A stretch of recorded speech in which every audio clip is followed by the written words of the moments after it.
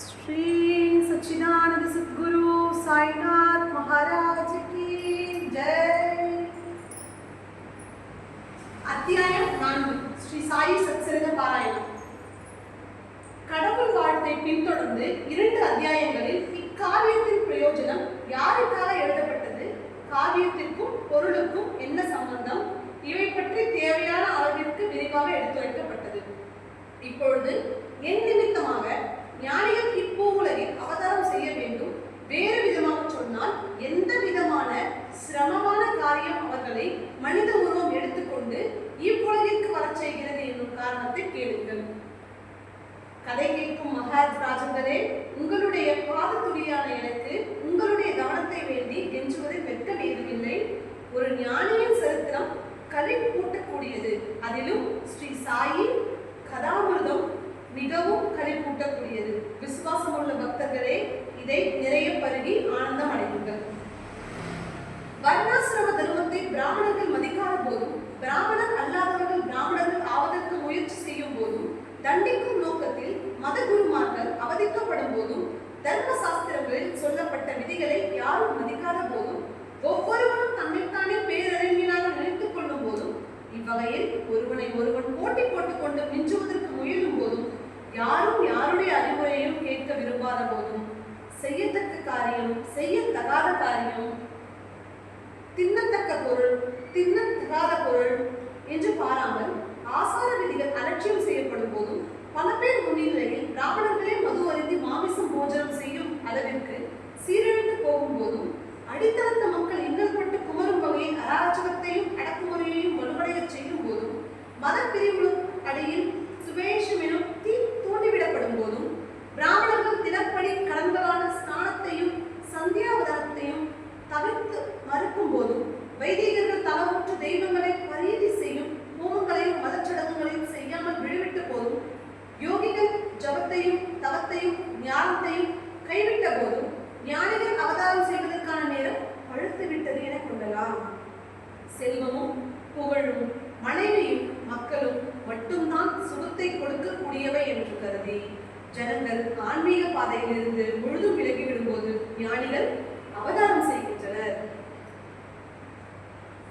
தர்மநெறி நடக்காததால் மக்கள் ஆன்மீக லாபம் எதையுமே அடையாத நிலையில் தர்மத்தை மறுபடியும் நிலைநாட்ட ஞானிகள் மனித உலகத்தில் அவதாரம் செய்கின்றனர். ஆயுளையும் ஆரோக்கியத்தையும் ஐஸ்வர்யத்தையும் அளிக்கக்கூடிய சக்திகளை சுவையான உணவிலும் சிற்றின்பத்திலும் அழித்து மக்கள் ஆன்மீக உயர்வு பெறும்போது வாய்ப்பை அடியோடு இழக்கும் காலத்து ஞானிகள் உலகத்தில் தோன்றுகின்றனர். வர்ணாசிரம தர்மத்தை மீண்டும் நிர்தாரணம் செய்யவும், அதர்மத்தை அழிக்கவும், தீனர்களையும் ஏழைகளையும் பலகீனர்களையும் ரட்சிப்பதற்காகவும் ஞானிகள் பூமியில் அவதாரம் செய்கின்றனர். ஞானிகள் முக்தி பெற்றவர்கள். தீனர்களை தாரணம் செய்வதற்காகவே எந்நேரமும் உழைப்பவர்கள். அவதாரம் செய்வது உலக நலனுக்காகவே. அவர்களுக்கு சுயநல தேவைகள் ஏதுமில்லை. பக்தர்களை கரையேற்றுவதற்காக ஆட்டம் கண்டு கொண்டிருக்கும் உலக வாழ்வை சுற்றி பற்றின்மை எனும் அஸ்திவாரத்தை உறுதியாக போட்டு அதன் மேல் ஆன்மீக கோயிலை கட்டுகின்றனர். தர்மத்தை மறுபடியும் நிலைநாட்டிவிட்டு அந்த நோக்கத்தையும் பூர்த்தி செய்துவிட்டு ஞானிகள் அவதாரத்தை முடித்துக் கொள்கிறார்கள்.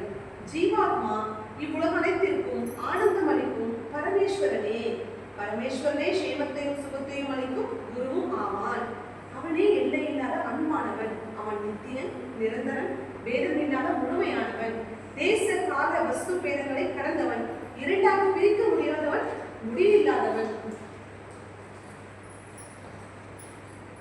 பரா, பச்சியந்தி, மத்தியமா, வைகரி என்னும் 4 படிகளை கொண்ட பேச்சு அவனை விவரிக்க முடியாமல் தோல்வியடைந்து விட்டது.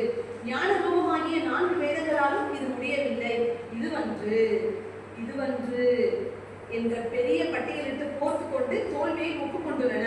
6 சாஸ்திரங்களும் வெட்கி மௌனமாக இருக்கின்றன. 18 புராணங்களும் விவரிக்கும் முயற்சியும் அயர்ந்து போய்விட்டன. கடைசியில் ஒரே வழி மனத்தாலும் வாக்காலும் உடலாலும் சரணடைந்து வழிபடுவதுதான்.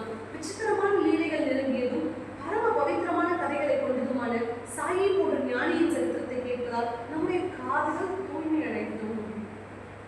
அவரே எல்லா இந்திரியங்களையும் இயக்குபவர். இக்காவியம் எழுதும் புத்தியையும் கொடுத்தார். அவருடைய உந்துதலாலே இக்காவியம் அனாவசியமாகவும் சுலபமாகவும் கிரமமாகவும் வெளிவருகிறது. அவர் எவருடைய இதயத்திலும் உரைகிறார். இப்பிரபஞ்சத்தின் உள்ளேயும் வெளியேயும் எங்கும் செல்கிறார்.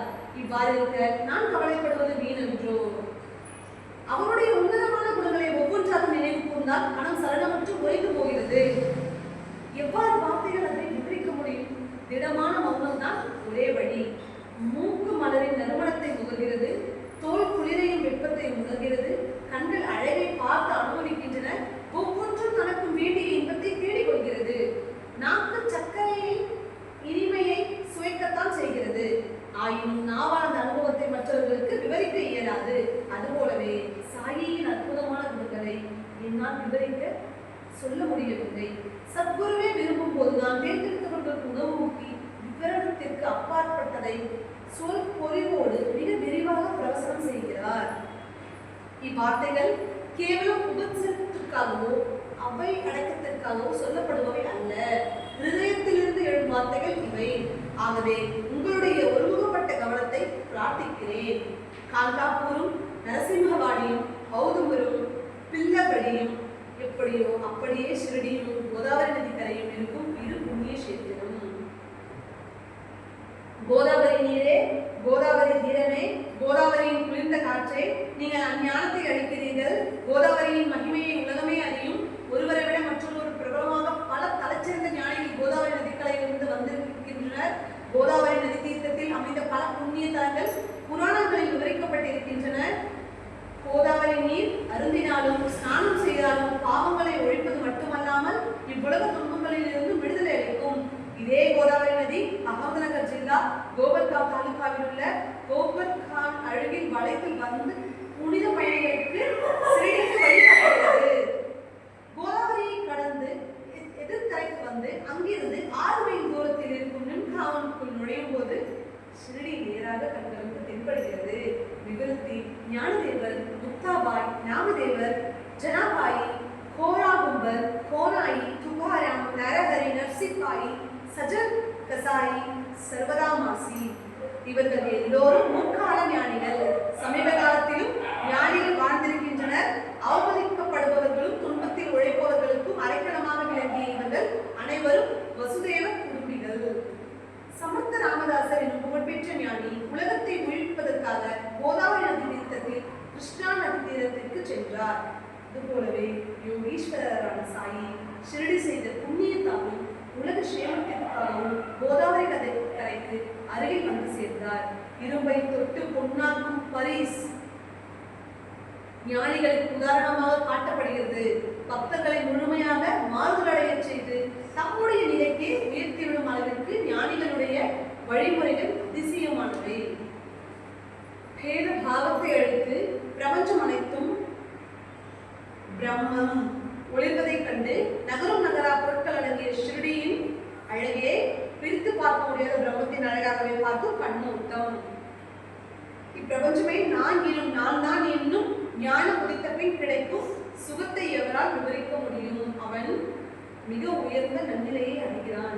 அவ்வாறு இப்பிரபஞ்சம் தானும் ஒன்றே என்ற அனுபவம் வந்த பின் தன்னிடமிருந்து வேறானது எதுவுமே இல்லை என்று தெரிந்த பின் யாரை விரோத பாவமாக பார்ப்பது, யாரிடம் பயப்படுவது? மங்கள் வேடாவில் காமாஜி, சஞ்சன் கட்டில் சமர்த்த ராமதாஸ் வாடியில் நரசிம்ம சரஸ்வதி, அதை போலவே ஷிரடியில் சாயிநாதர். இவ்வுலக வாழ்வு நடப்பதற்கும் கடப்பதற்கும் மிக கடினமானது. ஞானத்தின் உருவானவனே இதை ஜெயித்து சாந்தியை ஆபரணமாக அணிகிறான். வைஷ்ணவர்களின் புகலிடமும் உதாரண குணம் உள்ளவர்களிலேயே உதாரணமானவரும் கர்ணனை போன்ற கொடையாளியுமான சாயி ஆன்மீக ஞானம் வருவதில் ரசத்தின் ரசமானவர். அழியக்கூடிய பொருளில் ஆசை வைக்காது நமக்குள்ளேயே மூழ்கி போய் மனித வாழ்வின் உச்சநிலையே லட்சியமாக கொண்டவர்.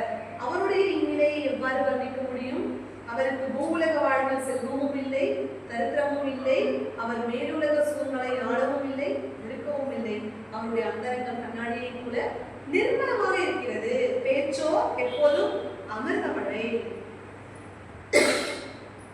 யாருடைய பார்வைக்கு அரசனும் ஆண்டியும் தரித்திரனும் தீரனும் சமமாக தெரிகின்றனரோ, யார் மான அவமானங்களை கடந்தவரோ அவரே எங்கும் வியாபித்திருக்கும் பகவான். அவர் பொதுமக்களோடு சகஜமாக பேசி பழகினார். அவர்களுடன் சேர்ந்து கொண்டு முரளிகளின் நாட்டியத்தையும் அங்க அசைவுகளையும் பார்த்தார். கஜல் பாட்டுக்களை ரசித்து தலையையும் ஆட்டினார். ஆனால் அவருடைய சமாதி நிலை கடையவில்லை. அல்லாஹ்வின் நாமமே அவருடைய முத்திரை. உலகமே இரவின் இருளில் தூங்கிக் கொண்டிருந்த போது அவர் வெளிச்சத்தில் விழித்திருந்திருக்கிறார். மற்ற ஜீவராசிகளுக்கு எது பகலோ அது அவருக்கு இரவாக இருந்தது. உள்ளுக்குள்ளே அவர் ஆழமான சமுத்திரம் போன்று அமைதியாக இருந்தார். அவர் பகலில் தூங்கினார் என்று பொருள் கொள்ளக்கூடாது. முக்கியமான அர்த்தத்தை அறிந்து கொள்ள விரும்புபவர்கள் பகவத்கீதை 2வது அத்தியாயம் 69வது ஸ்லோகத்தின் பொருளை படித்து தெரிந்து கொள்வோம். பாபா எந்த ஆசிரமத்தை சேர்ந்தவர் என்று எவராலும் நிச்சயம் செய்ய இயலாது. ஏனெனில் அவர் எந்த ஆசிரமத்தின் விதிகளின்படியும் வாழவில்லை. சாதாரணமாக இருக்கும் இடத்தை விட்டுவிட்டு அவர் எங்கும் செல்வதில்லை. இருப்பினும் எல்லா இடங்களிலும் நடக்கும் சகல விவரங்களையும் அவருக்கு தெரியும். வெளிப்பார்வைக்கு அவர் தினமும் மெச்சத்தக்க தர்பார் நடத்தி 1001 கதைகள் சொன்னாலும் உள்ளுக்குள்ளே மௌனத்தை அனுசரித்தார். மசூதியின் சுவரின் மீது சாய்ந்து கொண்டு வெகு நேரம் நின்று கொண்டிருப்பார். காலையிலும் மாலையிலும் லெண்டிக்கோ அல்லது சாவடிக்கோ போய் சுற்றி வருவார். ஆயினும் தன்னிலேயே மூழ்கியிருக்கும் நிலை என்னவோ அகண்டம். எந்த ஜென்மத்தில், எந்த சந்தர்ப்பத்தில், எந்த நேரத்தில், எந்த விதத்தில் என்ன தவம் செய்தேனோ அது ஏன் ஐயா சாயி தம் சிறகுகளுக்குள் என்னை அணைத்துக் கொண்டார். ஓ, பிறவியில் இருந்து கல்லனாகிய நான் இதை தவம் செய்து பெற்றேன் என்று எவ்வாறு சொல்வேன்? தீன வஸ்தராகிய சாயியின் கிருபையை தவிர இதற்கு வேறொரு காரணமும் இல்லை. சிட்டி கோடியாக பிறந்தும் சாதகரை போல் நடந்து கொண்டார். இயற்கையாகவே கர்மமற்றவரும் பணிவுடனுமானவர் அவர். சகல ஜனங்களையும் மகிழ்விக்க முயன்றார். வைடானுக்கு ஏகநாதரும் ஆனந்திக்கு ஞானேஸ்வரம் எப்படியோ அப்படியே ஷிரடிக்கு என் சாயி. ஷிரடியின் மண்ணும் புல்லும் புண்ணியம் செய்தவை. பயத்தனம் ஏதுமின்றியே பாபாவின் பாதங்களை தினமும் முத்தமிட்டு அவரது பாதத்துளியை சிரசின் மேல் ஏற்றுக்கொண்டன. ஷிரடியே நமது பண்டரிபுரம், ஷிரடியே நமது ஜெகநாதபுரி, ஷிரடியே நமது துவாரகை, ஷிரடியே நமது கையை. காசி, விஸ்வேஸ்வரம், நமது ராமேஸ்வரம் ஷிரடியில் தான் இருக்கிறது. ஷிரடியே நமது பத்ரிநாதம், கேதார்நாதம், நாசிக்கின் தேவகேஸ்வரம், உஜ்ஜயினின் மகாகாலேஸ்வரம், கோகர்ணரின் மகாபலேஸ்வரம். மேல் சொன்ன அனைத்து இடங்களும் இந்துக்கள் புனித பயணமாக சென்று வழிபட வேண்டிய புண்ணிய தலங்கள். சாயின் புனிதமான சங்கமமே நமக்கு ஆகமும் மிகவும் ஆகும். அதுவே நமது வாழ்க்கையின் துன்பங்களையும் வலிகளையும் போக்கும் எளிதான முக்தி மார்க்கமும் சாயின் அன்மையே. சமர்த்த சாயை தரிசனம் செய்வதே நமது யோக சாதனம். அவருடைய சம்பாஷணை செய்வது பாவங்களை துடைத்துவிடும் உபாயம். அவருடைய பாதங்களை மென்மையாக பிடித்துவிடும் என்பது கங்கையும் யமுனையும் சரஸ்வதியும் சங்கமமாகும் திருவேணியில் செய்யும் புண்ணிய ஸ்நானம். அவருடைய பாத தீர்த்தத்தை பருக்குவது வாசனைகளை நிர்மூலமாக்கிவிடும். அவருடைய ஆணைக்கு நமக்கு வேதவாக்கும். அவருடைய பிரசாதமான உதியை உட்கொள்வது எந்த கோணத்தில் பார்த்தாலும் புண்ணியம் சேர்ப்பதாகும். சாயியே நம்முடைய பரபிரம்மம். அவரிடத்தில் தான் நமது ஆன்மீக மேல்நிலை அடைகிறது. சாயியே ராமன், சாயியே கிருஷ்ணன், சாயியே நமது நிஜமான அடைக்கலம். சாயி இரட்டை சூழல்களுக்கு இன்பம், துன்பம், விருப்பு, வெறுப்பு போன்றவை அப்பாற்பட்டவர். அவர் உல்லாசப்படுவதும் இல்லை, விசிலப்படுவதும் இல்லை. அவர் தம்மிலேயே மூழ்கியவர், இக்காலத்தும் முடிவான உண்மையானவர். ஷிரடியை மூலஸ்தலமாக வைத்துக் கொண்டு பாபாவினுடைய செல்வாக்கு பஞ்சாபிற்கும், கல்கத்தாவிற்கும், குஜராத்திற்கும், தக்காணத்திற்கும், கர்நாடகத்திற்கும், அகில இந்தியாவிற்கும் பரவியது.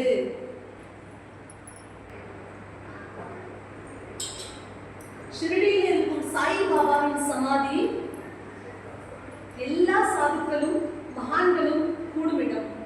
போகும் மார்க்கத்தில் ஒவ்வொரு காலடிக்கும் உலக பந்தங்கள் இற்று விழுகின்றன. அவருடைய சமாதியை தரிசனம் செய்வதே திருவி பயனை அளிக்கும் போது வாழ்நாள் முழுவதும் அவருக்கு சேவை செய்த அவர்களின் பாக்கியத்தை நான் எவ்வாறு விவரிக்க முடியும்? மசூதியின் மேலும் ஊட்டி வாழாவிலும் சமாதி மந்திரிலும் அழகான குடிவரிசைகள் வானவராவி பக்தர்களை வா வா என்று தம் கைகளால் கூப்பிடுவது போல பறக்கின்றன. பாபா ஒரு மகான் என்கிற பெருமை கிராமமாக பசுத்தி ஆயிற்று. சிலர் அவரிடம் நேர்த்திக்கடன் பிரார்த்தனை செய்து கொண்டு சிரத்தையுடன் விரதம் இருந்து பயன்பெற்றனர். சிலர் தரிசனம் செய்வதாலேயே மன அமைதி அடைந்தனர். வருபவர்களுடைய மன ஓட்டம் எப்படி இருந்தாலும், எண்ணங்கள் சுத்தமாக இருப்பினும் கெடுதலாக இருப்பினும், தரிசன மாத்திரத்தில் அவர்களுடைய மன நிம்மதியும் சாந்தியும் அடைகிறது. மக்கள் தமக்குள்ளே ஆச்சரியம் அடைந்தனர். பண்டரிபுரத்து விட்டல் ரகுமாயி தரிசனம் தரும் அற்புதமான அதே அனுபவம் பக்தர்களுக்கு பாபாவால் ஷிரடியில் அளிக்கப்பட்டது. யாராவது இதை மிகைப்படுத்தி சொல்லப்பட்ட கருத்தாக நினைத்தால் மாடு தீவிர விட்டல் பக்தரான கௌளிபுவாவின் கூற்றை கேட்கட்டும். கௌளிபுவா ஒரு பண்டரிபுரத்து ஆர்கரி. 600 வருடங்களுக்கு முன்னால் ஆரம்பிக்கப்பட்ட பக்தி மார்க்கத்தின் ஒரு பிரிவு. விட்டல் வழிபாட்டை முக்கியமாக செய்யும் மார்க்கம் அது. வருடத்திற்கு ஒரு முறை பண்டரிபுரத்திற்கு ஒரு முறை ஆலயத்திற்கும் புனித பயணம் செய்வது சிறப்பு அம்சம். பண்டரிபுரத்திற்கு முறை தவறாத வருடா வருடம் சென்றது போலவே பாபாவின் மீதிருந்த பக்தியால் ஸ்ரீக்கும் வந்தார்.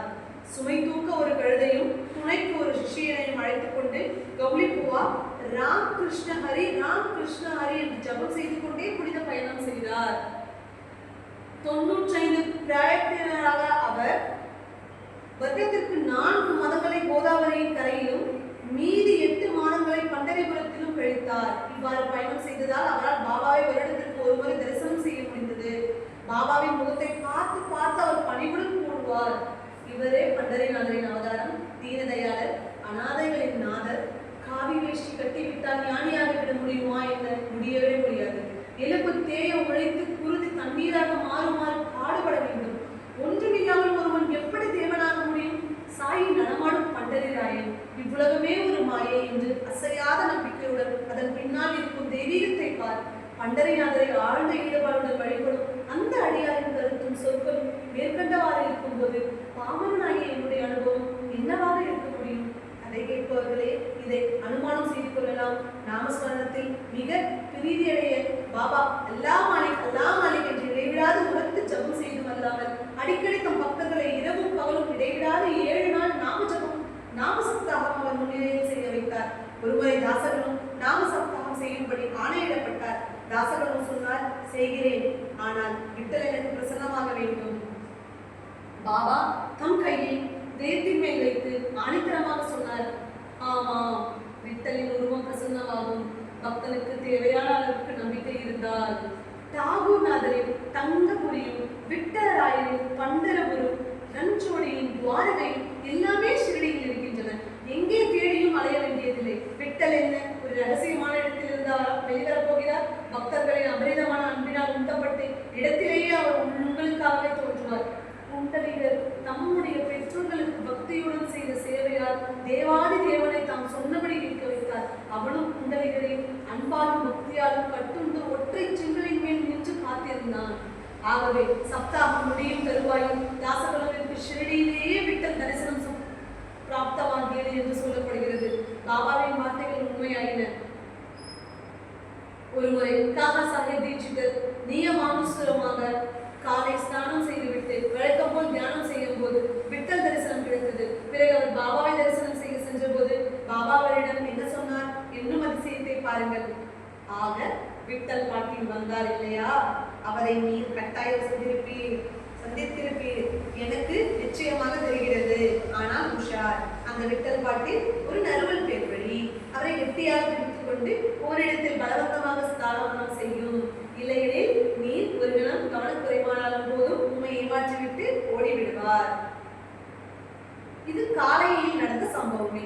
இதற்கு பிறகு சூரியன் உச்சிக்கு வந்து நடுப்பகலில் எப்படி இன்னும் ஒரு மகிமை வந்த விட்டல் தரிசனத்திற்கு நிறுவனம் கிடைத்தது என்று பாருங்கள். யாரோ ஒருவர் இன்னொரு கிராமத்திலிருந்து பண்டரபுர் விட்டோபாவின் 25-30 படங்களை எடுத்துக்கொண்டு விற்பதற்காக ஷிரடி கிராமத்திற்கு வந்தார். அப்படங்கள் தாம் காலையில் ஞானத்தில் கண்ட விட்டலின் உருவத்தில் பூர்ணமாக அச்சாக இருப்பது கண்டு தீட்சிதர் வியப்பில் ஆழ்ந்தார். பாபாவினுடைய வார்த்தைகள் உடனே அவருக்கு ஞாபகம் வந்தது. மிகுந்த பிரீதியுடன் ஒரு படத்தை அதற்கு உண்டான விலையை விற்பனையாளருக்கு கொடுத்து வாங்கி பக்தி பாவத்தோடு பூஜைக்கென நிர்மாணம் செய்தார். பாபாவுக்கு விட்டல் வழிபாட்டில் இருந்த மரியாதையும் பக்தியிலும் மேலும் கோடிட்டு காட்டும் வகையில் இன்னும் ஒரு மகாமான சுந்தரவாத கதையை கேளுங்கள். பகவத்ராவ் ஷீர்சாகர் என்ற ஒருவர், அவருக்கு தந்தையின் தலை சிறந்த விட்டல் பக்தர், அடிக்கடி பண்டரபுருக்கு செல்வார். அவருடைய வீட்டில் நித்திய பூஜைக்கு ஒரு விட்டல் சிலை இருந்தது. ஆனால் தந்தையின் மறைவுக்கு பிறகு பூஜை படைகள் எல்லாம் நின்றுவிட்டன. இறந்து போன முன்னோர்களுக்காக வருடாந்திரமாக செய்யப்படும் சிரார்த்தம், திதி இவையும் மறந்து போயின. பண்டரிபுரத்திற்கு ஆண்டுதோறும் போவதை பற்றிய பேச்சே எழவில்லை. பகவந்த் ராவ் ஷிரடிக்கு வந்தபோது பாபா அவருக்கு தந்தை ஞாபகப்படுத்தி கொண்டு சொன்னார், அவர் என் நண்பர், இவர் அந்நண்பருக்கு மகனானதால் இவரை நான் ஷிரடிக்கு இழுத்து வந்தேன். இவர் இறைவனுக்கு எதுவும் படையல் செய்வதை நிறுத்திவிட்டார், என்னையும் பட்டினி போட்டு விட்டார், இவர் விட்டலையே பட்டினி போட்டு விடுவார். ஆகவே நான் இவரை ஷிர்டிக்கு அழைத்து வந்தேன். இப்பொழுது நான் இவருக்கு அனைத்தையும் ஞாபகப்படுத்தி நித்திய பூஜை செய்ய வைக்கிறேன். ஒரு சந்தர்ப்பத்தில் புண்ணிய காலம் எதனென்று தெரிந்து கொண்டு தாசகன் பிரயாகையில் ஸ்நானம் செய்ய விரும்பி பாபாவிடம் அமைதி பெற வந்தார். பிரயாகையில் ஸ்நானம் செய்வதற்காக அவ்வளவு தூரம் செல்ல வேண்டாம், ஷிரடியே ஒரு பிரயாகை என்று பாபா பதில் இருந்தார். மனத்தில் அசைக்க முடியாத விசுவாசம் இருக்கட்டும். என்னே அற்புதங்களில் அற்புதம். தாசகனும் பாபாவின் பாதங்களை தொட்டபோது இரு கட்டை விரல்களில் இருந்தும் நீர் சொட்டியது. இரட்டை நதிகளான கங்கையில் இருந்தும் யமுனையில் இருந்தும் புனித நீர் வெளிவந்து சொட்டியது. இந்த அற்புதத்தை பார்த்தவுடன் தாசகனுக்கு உணர்ச்சி வசத்தால் தொண்டை அடைத்தது. பாபாவின் உபகாரம் எவ்வளவு மகத்தானது! நன்றி உணர்வானாலும் சந்தோஷத்தாலும் கண்ணீர் பெருக்கெடுத்தது. இதயத்தோடு பொங்கி விழுந்த அன்பு அவரை கவிப்பாட வைத்தது. பாபாவினுடைய எல்லையற்ற சக்தியும் புரிந்து கொள்ள முடியாத நிலைகளையும் செய்யும் வடிவில் பாடியதுதான் பொங்கிய மனம் திருப்தி அடைத்தது. தாசகனின் செய்திகள் கவர்ச்சி மிகுந்தவை. கேட்பவர்களின் ஆவலை திருப்தி செய்யும் வகையிலும் ஏற்கனவே தெரிவித்தவாறு இந்த சரியான சமயத்தில் அந்த பயபக்தியூட்டுகிற பாட்டை இங்கே தருகிறேன். பாட்டு. ஓ சத்குரு ராயா, நம்முடைய சக்தி எல்லையற்றது, லீலைகள் அற்புதமானவை. மந்த புத்திகாரர்களையும் படிப்பில்லாதவர்களையும் சம்சார சகரத்தின் அக்கறை சேர்க்கும் நாவாய் நீரே. வேணி மாதவராக மாறி பிரயாகை ஒரு பாதங்களில் கொண்டு வந்தீர். கங்கையும் யமுனையும் கால் கட்டைகளில் இருந்து பெருகுவதற்காகவே. தாமரையில் பிறந்தவரும் பிரம்மா, லக்ஷ்மியின் கணவரும் விஷ்ணு, சங்கருமான நீரே. முக்குணங்களின் சாராம்சமாக ஆனீர். ஓ சமர்த்த சாயியே, நீரின் உலகில் நடனம் ஆடிய போது பிரம்மாவினுடைய ஞானம் சில நேரம் உம்முடைய வார்த்தைகள் சொட்டுகிறது. சில நேரங்களில் தாமச குணத்தை காட்டுவதற்காக உருத்திரனின் பயங்கரமான உருவத்தை ஏற்கிறீர். சில சமயங்களில் ஸ்ரீ கிருஷ்ணனை போன்று பால நிலைகளில் ஈடுபடுகிறீர். சில சமயங்களில் நீர் பக்தர்களின் மனமாகிய நிலைகளை மீண்டும் அன்னம். முஸ்லீம் என்று சொன்னால் சந்தனத்தின் மேல் பிரேமை கொண்டீர். இந்து என்று சொன்னால் மசூதியில் எவ்வளவு சந்தோஷமாக வாழ்கிறீர். பிச்சை எடுத்தன்றோ விழைக்கிறீர். செல்வந்தர் என்று எப்படி சொல்வது? குபேரனை வெட்கமடைய செய்யும் தர்ம தாதாவை என்று சொல்வது எப்படி? மசூதியும் உம்முடைய வாசம் என்றால் நெருப்பு எப்பொழுதும் எரிகிறது துணியில் மக்களுக்கு உதி கொடுக்க. உதய காலத்திலிருந்தே விசுவாசம் உள்ளவர் தொழுகைக்கு வருகின்றனர். சூரியன் உச்சிக்கு வந்து மதிய ஆரத்தி செய்யப்படும் வரை வேத இடங்கள் இறைவனை சுற்றி நிற்பது போல பக்தர்கள் நிற்கின்றனர். சாமத்தை கையிலேந்தி உன் தலைக்கு மேல் விசிறிவிட. இக்காலம் ஊதுகிறது, கொம்பும் வீரமுழக்கம் செய்கிறது, மணிகள் தளதளம் என்று சம்பதிக்கின்றன. ஒளிரும் இடுப்பட்டையும் சோப்தர் உமக்கு காட்டியும் ஊதுகிறார். ஆரத்தி சமயத்தில் உம்முடைய திவ்ய ஸ்தானத்தில் அமரும் போது நீர் விஷ்ணு, பிரதோஷ காலத்தில் துணி அருகில் உட்காரும் போது நீர் காமனை எரித்த சிவன். மும்மூர்த்திகளின் லீலைகளை உம்மிடம் பிரதிதினமும் அனுபவிக்கின்றோம் ஓ பாபா. அப்படியாயிருப்பினும் என் மனம் அனாவசியமாக அலைகிறது. அதை நிலைப்படுத்த வேண்டும் என்றே இப்பொழுது நான் பிரார்த்திக்கிறேன். அதமர்களின் அதமனும் மகா பாதகனுமான நான் உமது பாதங்களை சரணமடைகிறேன். வந்தேன் தாசகனோ ஓ குருராயா, 3 தாகங்களையும் நிவாரணம் செய்யும் ஐயா. ஜனங்கள் தங்களுடைய அகோரமான பாவத்தை கழுவி தள்ளுவதற்காக கங்கையில் ஸ்நானம் செய்ய செல்கிறார்கள். ஆனால் கங்கையோ தன்னுடைய பாவத்தை துடைத்துக் கொள்ள முனிவர்களின் பாதங்களை அடைக்கலமாக அடைக்கிறார். சாயி பாதங்களை விட்டுவிட்டு கங்கைக்கும் கோதாவரிக்கும் புனித பயணம் செய்ய வேண்டிய அவசியம் இல்லை. முனிவரின் இந்த ஸ்தோத்திரத்திற்காக கேட்டால் போதும். சுவாரஸ்யமான சாயியின் கதைகளை பக்தியுடன் பாராயணம் செய்தாலே கேட்டாலே போதுமானது. கோனாயி தெய்வ பிராப்தியாக நாமதேவரை குழந்தையாக பீரமதி நதியில் கண்டெடுத்தார். தமால் கபீரை காவிரி நதியில் முத்துச்சிற்பிக்குள் கண்டெடுத்தார். அவ்வாறே ஸ்ரீ சாய்நாத தம் பக்தர்களுக்காக ஷிரடி கிராமத்தில் ஒரு வேப்ப மரத்தடியில் 16 வயது பாலனாக தோன்றினார். அவர் தோன்றும் போதே கனவிலும் புலனின்பங்கள் அறியாத பிரம்மஞானி மாயையை துறந்தவர். முக்தி அவருடைய பாதங்களில் பணி கிடந்தது. எந்த தேசத்தில், எந்த பவித்திரமான வம்சத்தில், எந்த தாய் தந்தையருக்கு பாபா பிறந்தார் என்பது எவருக்கும் தெரியாது. தந்தையார், தாயார், பூர்வீகம் எவருக்கும் தெரியாது.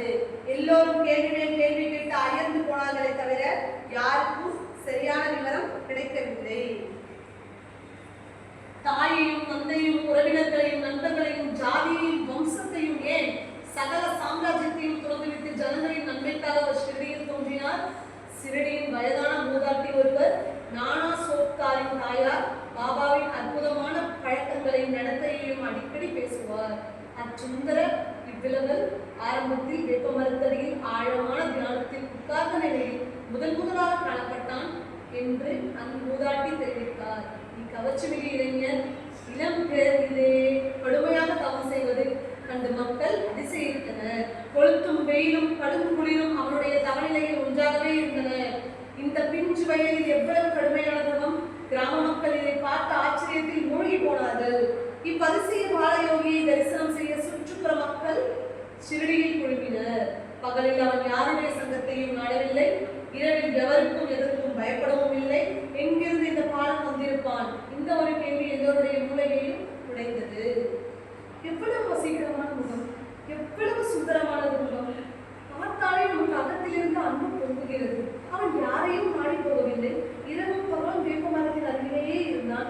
எல்லோரும் ஏற்படுகிறார். எவ்வளவு அசாதாரணமான பையன், பிஞ்சு பிராயத்தில் மனோகரமான ரூபமுடையவன். எப்படி அவனால் வெட்ட வெளியில் இரவும் பகலும் இருக்க முடிகிறது? வெளிப்பார்வைக்கு இளைஞன் தான், ஆனால் செய்கையில் அவன் சான்றோர்களில் மிஞ்சினான். வைராக்கியத்தின் பூர்ண அவதாரமாக ஜொலித்தான். எல்லாராலும் ஆச்சரியத்தை அடக்க முடியவில்லை. ஒரு நாள் விசித்திரமான சம்பவம் ஒன்று நடந்தது. சில மனிதர்களை கண்டோபா கோயில் சாமி பிடித்து பெருமூச்சு விட கொண்டு என்று ஒரு பொருள் எடுத்து ஆடினர். ஜனங்கள் அவர்களை சில கோவில்கள் கேட்க ஆரம்பித்தனர். சிலர் கேள்விகளையும் கேட்க ஆரம்பித்தனர். ஓ கண்டோபா தேவரே, பாக்கியசாலிகளான இப்பையனின் பெற்றோர்கள் யார்? எங்கிருந்து எப்படி இங்கு வந்தார்? நீங்களாவது இதற்கு விடை கண்டுபிடித்து எங்களுக்கு சொல்லுங்கள் என்று ஒருவர் கேட்டார். கண்டோபா முடிந்தார். ஓ, ஒரு கிடப்பாறை கொண்டு வா, நான் காட்டும் இடத்தில் தோன்று, இவ்விடத்தில் உங்களுடைய பூந்தாளிகளால் தோன்றுங்கள். உங்களுக்கு இவ்விழவை பற்றிய விவரங்கள் அனைத்தும் கிடைக்கும். பிறகு அதே இடத்தில் கிராம எல்லை சுவருக்கரையில் வேப்ப மரத்தடியில் கடப்பாறைகளையும் மண்வெட்டிகளையும் கொண்டு வெட்டு மேல் வெட்டாக ஒரு செங்கல் தளம் தெரியும் வரை தோண்டினார்கள். செங்கல் தளத்தை எடுத்த பிறகு கீழே ஒரு நிலவரை இருப்பதை பார்த்தனர். 4 உலோக விளக்குகள் உள்ளே இருந்து கொண்டிருந்தன. நிலவரையின் வாயில் மாவு அரைக்கும் எந்திர கல்லால் மூடப்பட்டிருந்தது. நிலவரை சுண்ணாம்பு கரையால் தளம் போடப்பட்டிருந்தது. ஒரு மரத்தாலான ஆசனமும் அழகான ஜபமாலையும் கோமுக பையும் அங்கு இருந்தன. அப்பொழுது கண்டோபா தெரிவித்தார், இவ்விழவல் 12 வருடங்கள் இவ்விடத்தில் தவம் மேற்கொண்டான். கூடியிருந்த மக்கள் பிரமித்து போனார்கள். இவ்வளை துருவி கேள்விகள் கேட்டார்கள். குருவி பிடித்த பையனும் வேறு விதமாக கதை ஒன்று சொன்னான். இது என் குருவின் ஸ்நானம், எனக்கு மிக பவித்திரமான இடம், இது என்னுடைய குருவின் சாதனம். நான் சொல்வதை ஒரு முறை கேளுங்கள், அதை முன்பிருந்தவாறு மூடிவிட்டு பாதுகாத்து வாருங்கள். இவ்வாறு பாபா உரைத்த அன்று பொழுது நேரில் இருந்தவர்கள் சொன்னார்கள், ஏன் என்னுடைய நான் வளைந்து பாபா வேறு விதமான தூக்கம் கொடுத்தார் என்று சொல்லியது. என்னை பார்த்து நானே ஆச்சரியப்படுகிறேன். நான் பாபாவின் நடத்தையை பற்றி ஏன் அவ்வாறு நினைக்க வேண்டும்? இது பாபாவின் உள்ளார்ந்த நகைச்சுவை உணர்வால் தான் என்று எனக்கு இப்பொழுது புரிந்துவிட்டது. பாபாவுக்கு நகைச்சுவையில் பிரியம் அதிகம். அந்த நிலவரை அவருடையதாகவே இருக்கலாம். அது அவருக்கு குருவின் உறைவிடம் என்று சொல்வதில் தவறென்ன இருக்கிறது? அதனுடைய பெருமை குறைந்து விடுமா என்ன? பாபாவினுடைய ஆணைப்படி செங்கற்களை எல்லாம் பழையபடியே அடுக்கப்பட்டு நிலவரை அவருடைய குருஸ்தானமாக மூடி இழுக்கப்பட்டது. அரச மரம் எப்படியோ அத்தி மரம் எப்படியோ அப்படியே பாபாவுக்கு அந்த வேப்ப மரமும் உயர்வானது, புனிதமானது. அந்த வேப்ப மரத்தை அவர் நேசித்தார். பயமும் பாசமும் கலந்த மரியாதை செலுத்தினார்.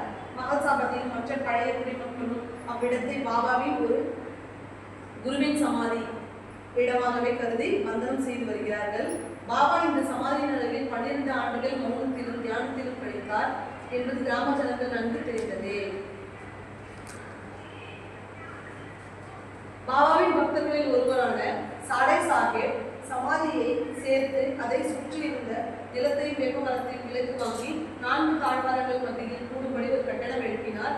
இந்த கட்டடம் தான் சத்திரம் ஆரம்ப காலத்தில் புனித பயணிகளுக்கு பொதுவான தங்குமிடமாக இருந்தது. எப்பொழுதும் ஒருவரும் போவோரும் ஜனச்சந்தடி மிகுந்து இருந்தது. சாடே வேப்ப மரத்தை சுற்றி ஒரு மேடை கட்டினார். தெற்கு வடக்காக கட்டிடத்தில் மேல் மாடியை கட்டினார். வடக்கு பக்கமாக மாடிப்படியை குருஸ்தானத்தை பார்த்தவாறு கட்டினார். மாடிப்படியின் கீழே தெற்கே பார்த்தவாறு ஒரு அழகான மாடம் இருக்கிறது. அதன் எதிரில் வடக்கு நோக்கி பக்தர்கள் மேடையில் உட்கார்ந்து கொள்கிறார்கள். வியாழக்கிழமைகளிலும் வெள்ளிக்கிழமைகளிலும் இவ்விடத்தை சாணியால் மெழுகி சூரிய அஸ்தமன சமயத்தில் ஊதுவத்தி சிறிது நேரமாக ஏற்றுபவர்களை ஸ்ரீ ஹரி நிச்சயமாக ஆசீர்வதிப்பார். கதை கேட்பவர்களுக்கு இது உண்மையா மிகைமொழியா என்று மனதுள் சந்தேகம் எழலாம். இவை சாயியின் முகத்திலிருந்து வெளிவந்த வார்த்தைகள். என் காதுகளாலேயும் கேட்டிருக்கிறேன். அனுபிராமமும் சந்தேகப்படாதீர்கள். இது நானே தயாரித்த பகடம் அன்று. இதை நேரில் கேட்டவர்கள் பலர் இன்னும் நம்மிடையே வாழ்கிறார்கள். பிற்காலத்தில் தீட்சிதர் சத்திரம் விசாலமாக பல தங்கு வசதிகளுடன் கட்டப்பட்டது. குறுகிய காலத்துக்குள்ளாகவே ஒரு பக்கத்தில் குட்டியால் ஒரு கட்டடமும் கட்டப்பட்டது. தீட்சிதர் ஏற்கனவே புண்ணிய கீர்த்தியுடையவர், விசுவாசமும் பக்தியும் உருவானவர். அவருடைய ஆன்மீக முன்னேற்றத்திற்கான விதை அவர் இங்கிலாந்து நாட்டிற்கு சென்ற போது போடப்பட்டது. ஹிந்து சம்பிரதாயத்தில் பரிந்துரைக்கப்பட்ட மதுரா, காசி, துவாரகா போன்ற கஷேத்திரங்களை எல்லாம் விட்டுவிட்டு இங்கிலாந்துக்கு போனது எப்படி ஆன்மீக வாழ்வுக்கு வித்தாக அமைந்தது என்று கதை கேட்பவர்கள் கேள்வி எழுப்ப நியாயம் உண்டு. கேட்பவர்களுக்கு இந்த சந்தேகம் வருவது இயற்கையே. இக்கேள்விக்கு நான் பதில் சொல்லும் வகையில் சிறிது பாதை மாறுவதை கேட்பவர்கள் அனைவரும் மன்னிக்க வேண்டுகிறேன். வாஸ்தவத்தில் அவர்கள் இதை மெச்சுவார்கள்.